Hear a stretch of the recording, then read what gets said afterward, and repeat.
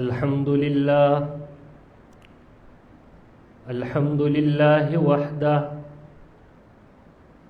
والصلاة والسلام على من لا نبي بعده أما بعد فأعوذ بالله من الشيطان الرجيم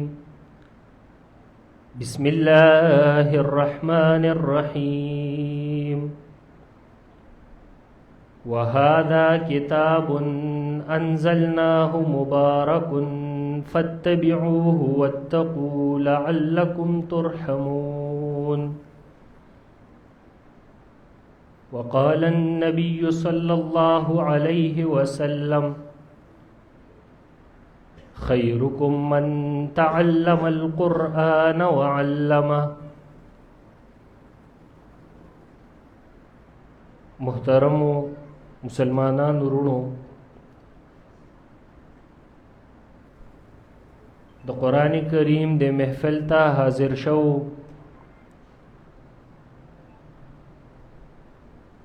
نن تاسو ته د دې غونډې د دې مجلس د هغې غرض او غایت دا معلوم دی.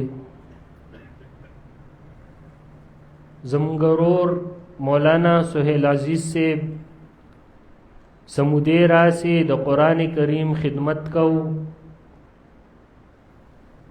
غدرس د قرآن اغوی اختتام ته ورسو. څنګه چې زمانه وړاندې زما ورور تاسو ته دا بیان کړل چې 3 سورتونه د هغې بیان د هغې درس د به استاد محترم حضرت شیخ القرآن حضرت العلامہ مولانا خلیل الرحمن دامت برکاتهم کوي. اصل بیان دا به د حضرت شیخ وی، خدا غوی در راتګه پوری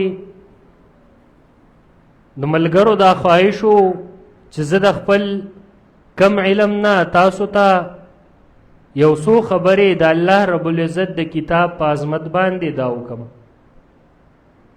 زما د پاره د الله نه سوال وکئ چې الله زما د خولې نه د قرآن او د سنت مطابق الفاظ وباسي، او دا الفاظ دی الله زمونږ د پاره ذریعه د خلاصون او د نجات وګرځوي، او الله دې په دې باندې زمونږ نه دا راضي شي. عزتمندو، الله رب العزت په هر دور کې د انسان د رهنمایۍ د پاره انبیاء علیهم السلام دارا لیگل.